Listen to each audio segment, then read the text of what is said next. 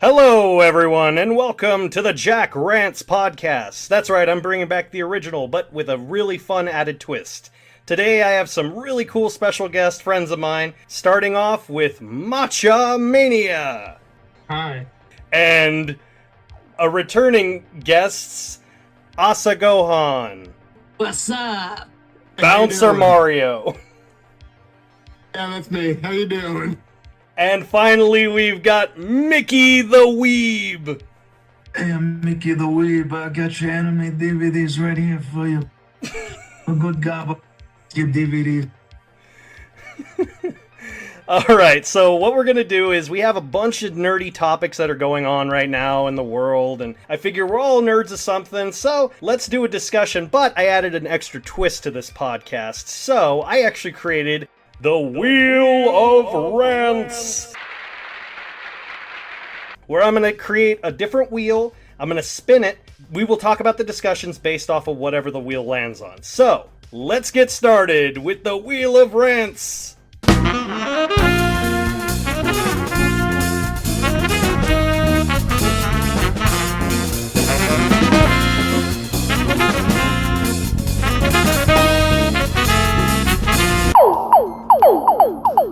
Alright, so the first topic is anime news. So, let's quickly go over some anime news that is currently going on. As a lot of people already know that during the whole pandemic, a lot of anime studios have shut down production because, COVID. But in the meantime, one of the main ones is One Piece is finally coming back, as well as several other studios are slowly opening up. And in the same time, a revamp and a renew of the show Shaman King is finally coming back. It has actually not been on the air since 2005. So this is actually a whole revamped new series that's going to be put out, and we're going to have it out, and I want to know what you guys thought about it. Did you guys ever watch Shaman King, or were you guys ever a fan of it, or watch it? I am literally reading it right now. I actually am on volume 2, and it was kind of weird that this news popped up when I'm like, oh, I'm finally getting around to reading it, and there'll be a better anime adaptation. I think the last time I even watched it, 2005 or no, maybe earlier. It's been a while. I mean, I really liked the show. I thought it was a good show, and the opening and ending songs to that were so good. Yeah, and the final battle was actually really worth it. Did they actually adapt the whole thing with the original one? Yeah, I believe so. Yeah, they did. Or did it do a filler? No, they really did the ending that they intended to do. I actually did like it back in the day when I watched it in 2004, 2005, but I didn't finish it, so I'm definitely looking forward to an upgraded, better dub and a better story, because it can only get better. Look at Full Metal Alchemist, so I'm excited about it. I was thrilled. The modern anime industry will definitely not only get better animation for adaptations these days, but yeah, like better voice acting, especially, come time for the dub, it's not going to be like an early 2000s dub. The thing though is, at least for me, like I prefer that old style that they used to have. There's definitely iconic stuff. My favorite game, Symphony of the Night, because the friggin' what is a man? there's iconic just from that era of dubbing that will never be forgotten time. I can appreciate that they're finally like really training the voice actor. Yeah. Well, it's also because I'm wondering with at least the Japanese version of it, are they going to try to get the original voice actors who played the characters? Well, the only thing that's out for sure, and this is basically all they've released, is that they're estimating the release will be on April 2021. They are trying to bring back the majority of the original cast with the exception of some side casts. And as long as they bring back my favorite voice actor, that's all I care about. Yeah. I think I still have them burnt on CDs before like DVD burns were normal. Oh yeah, that's right, you do. When you had that DVD thing where like you could press the cover art. Watch it again, because it was long. It was long. Yeah, how long did it run for? Let me see. I think it ended in 2009, so it was like 64 episodes. Oh. Yeah, because I remember they made a video game too, and I loved the video game. Yeah, because I just started reading it, and it's like JoJo vibe to it. Okay, so let's move on topic. Let's spin the wheel again.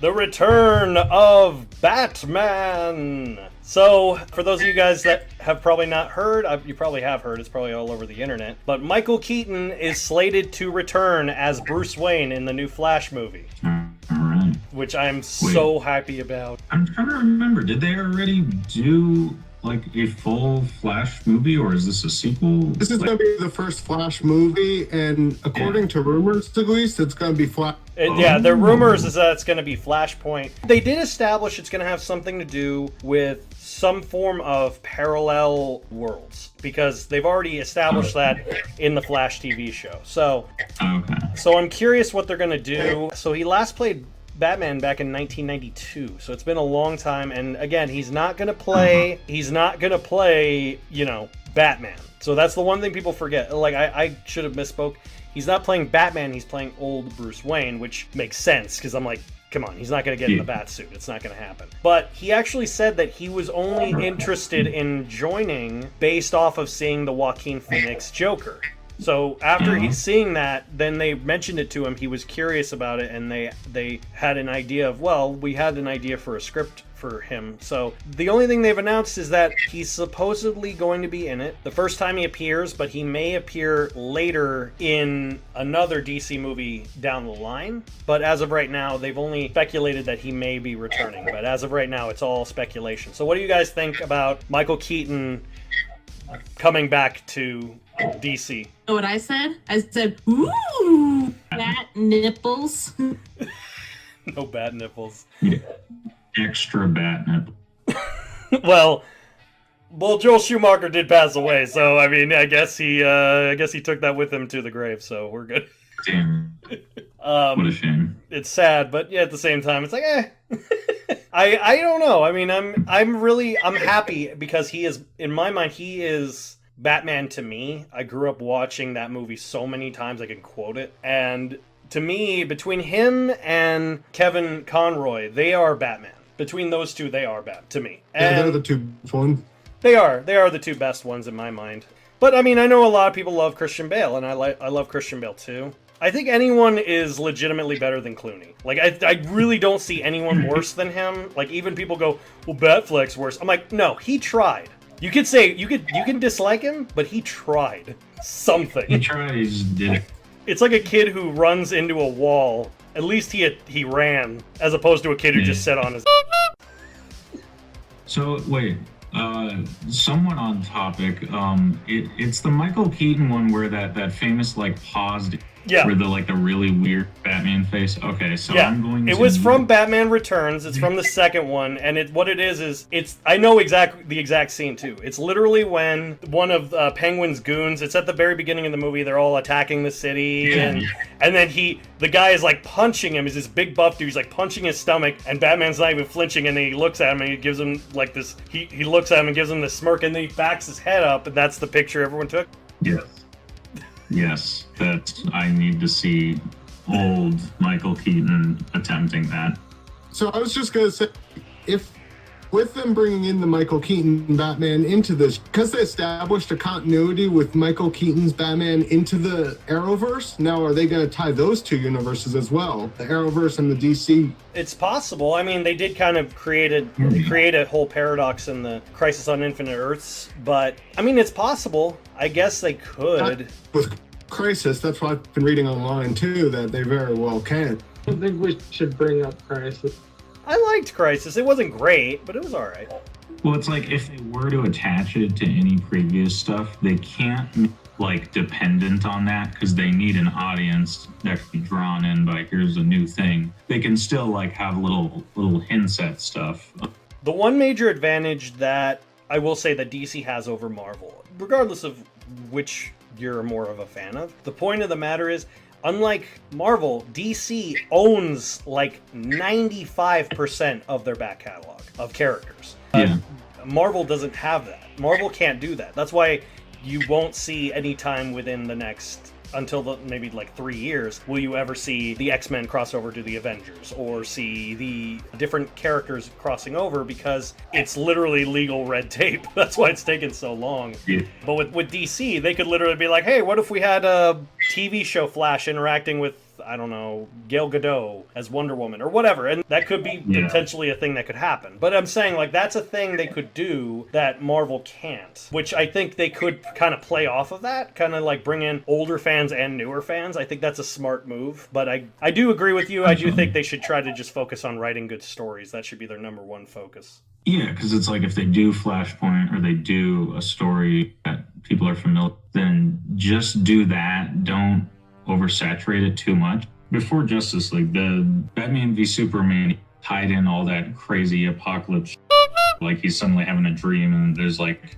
just absurd stuff that is alluded to but it was like pushing too much into one. Trying to build up too much of the future of it when you don't write a good current. You need to establish the baseline. But yeah, I mean, it could be Flashpoint. I'd eventually be some kind of Kingdom Come. You have a very good old Bruce Wayne character in there. I don't remember. It's been a second. Does he do much fighting in it? Like other? He has a robot armor suit. Yeah, he's got that. So you could still put Michael Keaton in that sort of position. He doesn't. Yeah, just kind of like CGI and just have him do voiceover. Yeah, it would work. It could work. Pretty much, like that's doable, and it'd be so great to see something like that, because that's like, I always tell people to read that because it's like Watchmen but with the Justice League. So let's move on to.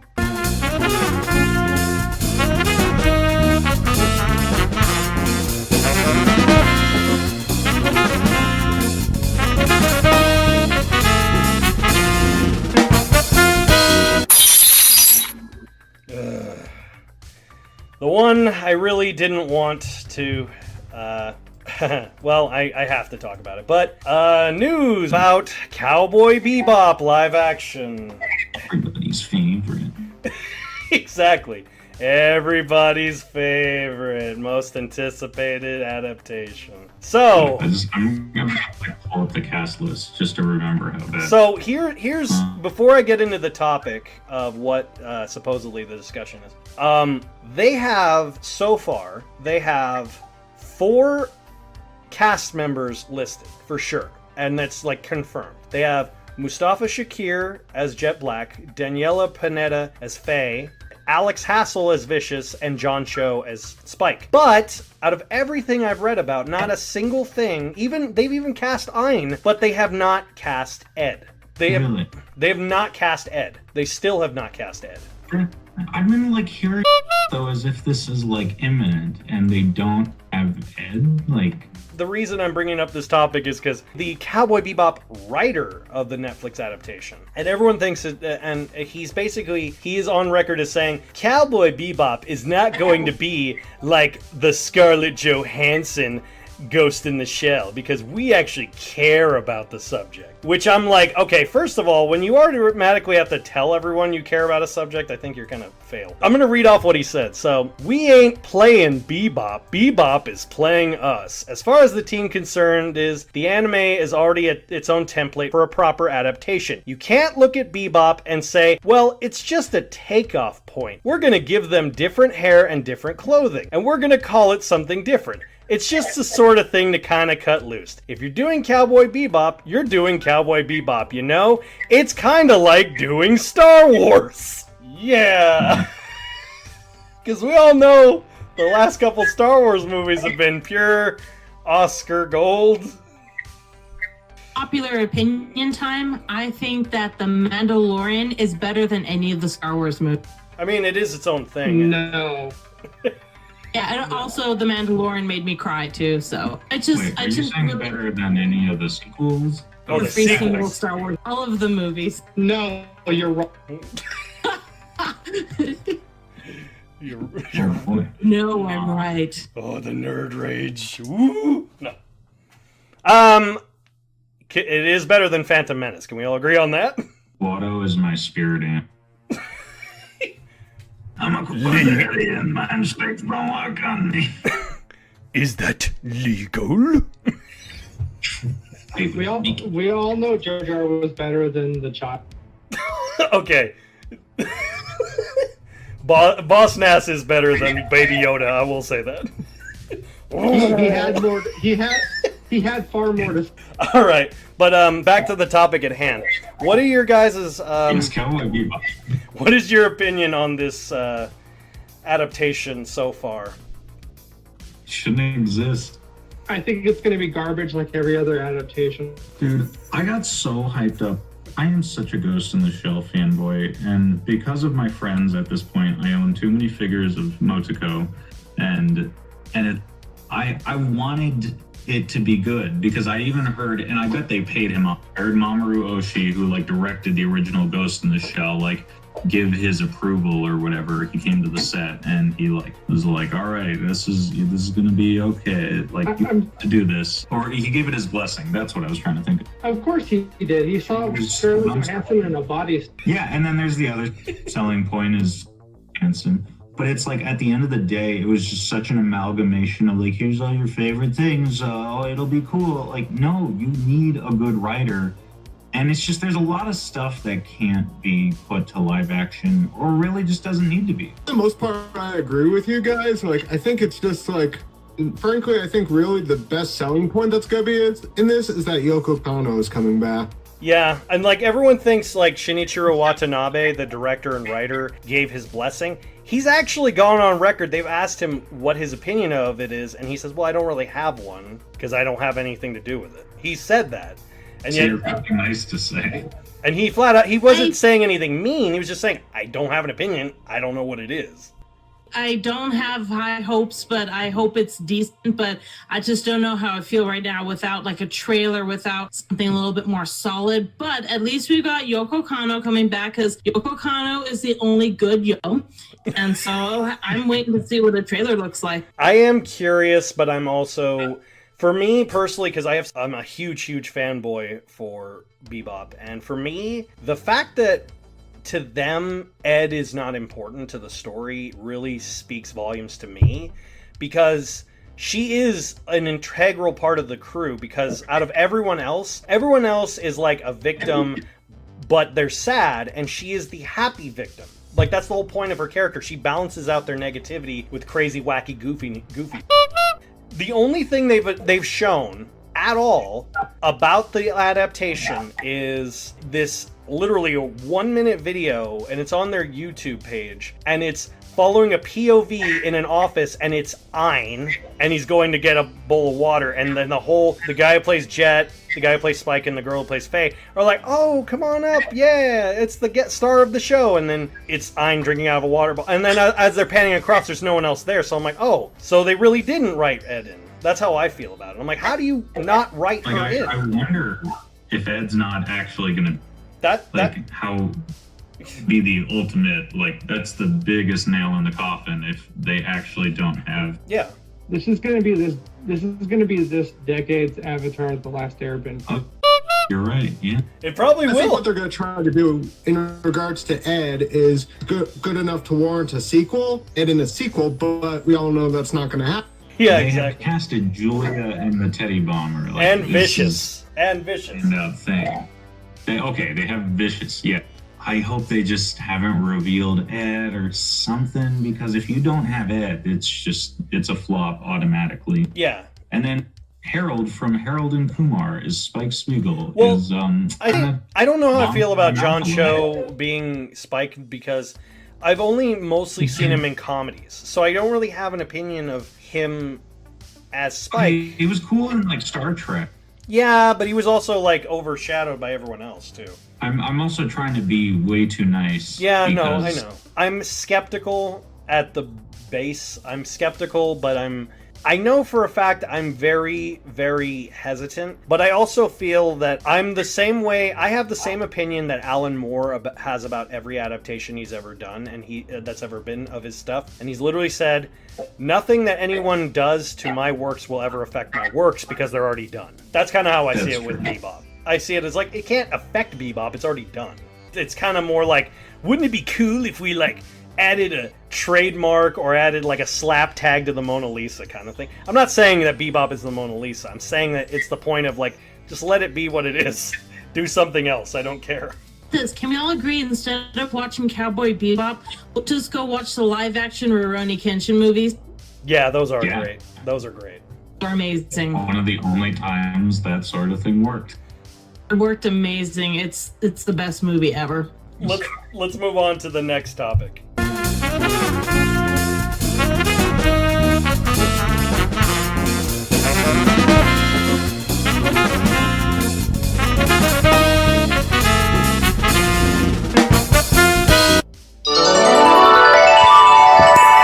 So let's talk about Disney. Right now, Disney, the big news that's going on with Disney is that Disneyland Park and Disney Magic Kingdom and Disney World are revamping Splash Mountain to basically have it attached to Princess and the Frog as opposed to Song of the South. This is kind of like I guess a polarizing thing, but I'm curious what they're going to do. I hope they don't add anything to the ride, but from basically what they're saying is that they're retheming it or plussing attractions. Basically, they're kind of just adding, like kind of taking out a couple of old robotics and kind of just giving it basically like a new coat of paint. The ride itself is essentially the same ride. They're basically setting it right after the events of Princess and the Frog, apparently calling it Tiana's Adventure or something weird. I'm kind of torn about it, but what do you guys think about it? So I really feel that it's actually a good thing because it does feel very old and tired when you're in it. And no kid nowadays knows who Briar Rabbit is. Like, I didn't figure it out until much. And Princess and the Frog was actually a pretty decent movie, and a lot more kids are familiar with it. So it's just about the familiarity part of it. And so I do think it's a great idea because the ride has felt tired for so. So I understand why they're getting rid of it because the Song of the South has a lot of, it's racist. There's no other way. It's very, very It's racist. a very racist move. But they revamped it in 1989 to not have anything to do with the Song of the South. But my also issue is, as good of a move The Princess and the Frog is, there are other movies that I be a lot better of a choice. Like, personally, I think they should have it be an Emperor's New Groove ride where literally right before it has Yzma telling Kronk to pull the lever, and when she says that would be awesome. Yes, you're hired. Hire all. No Imagineer found. Because they'll probably never make a ride with the Emperor's New Groove, but as far as Disney movies go, more people know Emperor's New Groove even more than the Princess and the... Yeah, that's true. This is the thing where I'm conflicted, because a lot of people are like, oh, the whole, you shouldn't change the ride, you shouldn't change this, and you should... Here, my whole thing is, okay, if you ever go to Disney World, the Magic Kingdom of Disney World is essentially supposed to be an unrevamped Disneyland. So, like, I think if you left it at Disney World as is, it would be fine. But Disneyland, I get revamping. I'm actually okay with it, solely because of two reasons. One, the entire ride area, it actually fits because it takes place in Louisiana, and it's set in the bayou, and literally, where the location of the ride is, across from it is right where like Haunted Mansion and like those area where like everything's like Louisiana Square. That makes perfect sense for that. It's not in New Orleans. No, I know. I'm just saying, like, I kind of get their logic. I do think it's a little But the bigger thing, and this is why I'm more okay with it, is this revamp actually kind of makes sense because Song of the South is, like I said, almost no one knows that movie. It's so blacklisted, no one should know that movie. It could be way worse because look what they did to the Pirates of the Caribbean ride. Everything is an entire promotion for the movie. Everything that was Pirates is no longer Pirates, and that pisses me off because that was my favorite ride, and instead of them, chasing the winches and doing stuff like that, or like them just being pirates attacking each other. It's like, no, we need to find Jack Sparrow. And Jack Sparrow, do we mention Johnny Depp? We love Johnny Depp. It's like, I get it. And then like David Jones on the waterfall and all that. Yeah, I'm like, ah, man. Like, the Davy Jones one is kind of cool. That's kind of cool. But, like, other than that, I'm just like, really? But, like, with this one, it's a whole new revamp. I get it. It's an older ride. It's just, like, I think they should kind of change up. I would love it if they revamped Big Thunder Mountain into something else, but I get why they won't. It's understandable, too. So, it's like, I think it's a necessary change, but it's a little jarring. I think it's just, like, the timing is a little off, I think. Well, I was going to say, have you seen how much the pins the ride are going for right now? Because people are panic selling. No, I haven't. The basic hit at Disneyland that survives Splash Mountain, which is a $10 right now, is going for about $65. It's Twinkie syndrome all over again. Well, I also saw a jumbo. I saw a jumbo limited edition 500 that somebody wants 10 grand. Oh my god! What the? People are crazy. I think one thing that would really fit this and just make it awesome depends how far they go with this. Like, I think that if they decked it out with Dr. Fistilier and his friends from the other side right before the drop, I think that would be amazing first. Yeah, I'm hesitant, but I'm curious as to what they're going to do with it. See, but they can't. That means it can't be after the movie because you can't have That's him. true. Or you can't have the redneck like. Or they just do the Disney Descendants BS where they basically said, oh, well, all those that were killed were actually brought back to life, and they had children on an island, and I use Monster. I use Monster Reborn! Haha, you thought Frollo from Hunchback of Notre Dame was killed and sent into a gulf of flames and fire? Haha, no, he was carrying a phoenix down. He's totally fine. Now he works at Dent's. I don't know why. Would you like your sunny side up? A new Hellfire Burger. Hellfire Burger. I need to order. No, I was just thinking, like, there's no Hercules. Oh, yeah. That is weird. Yeah, you'd think Hercules is a really popular thing. You'd think there would be a... Alright, so let's move on to the final topic of the night.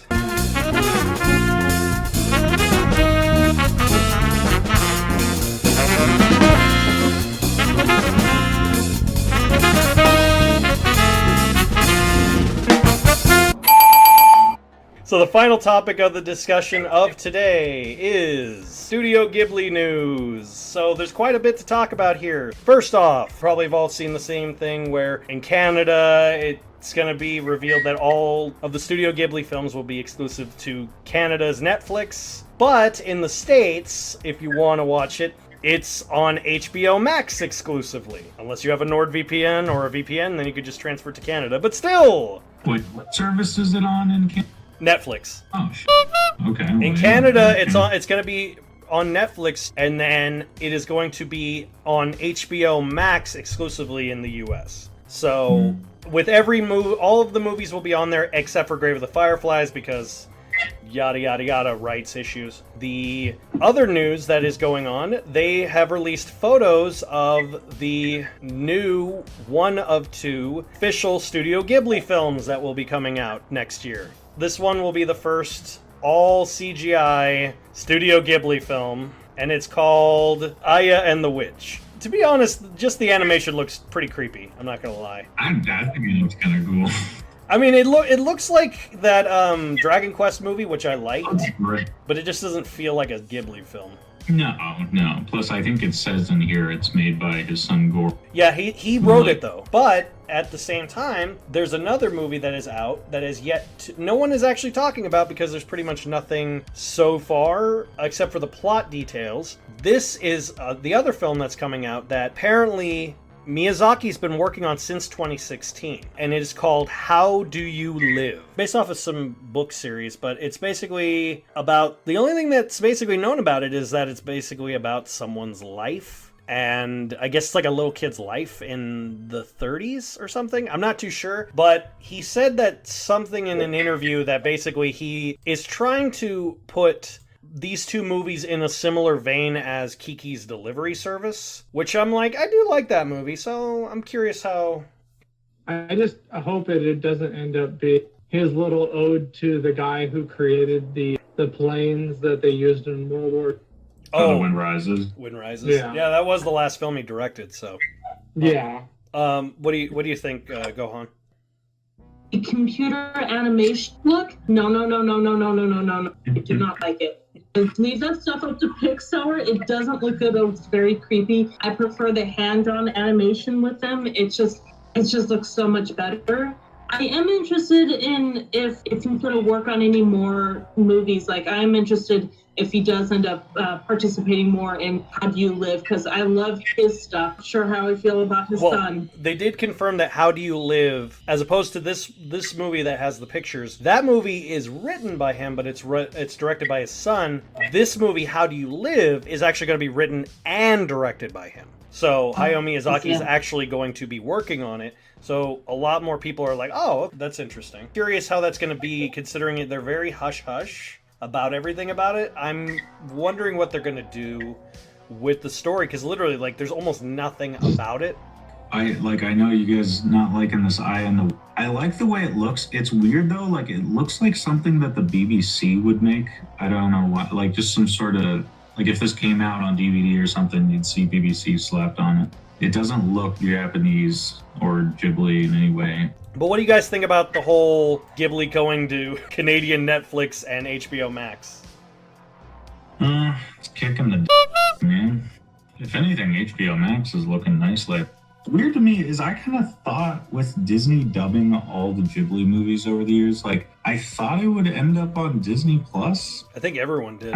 Yeah, like I sort of thought they had like good relations and that just like coming to Disney Plus, every movie you like if you're a weeb. Disney has the distribution rights to Studio Ghibli. Yeah. What's so weird about it is, at least it implies, or it feels like, considering Ghibli is all going to be on HBO Max, it seems as though those rights no longer belong to Disney, but maybe going to Warner Brothers now.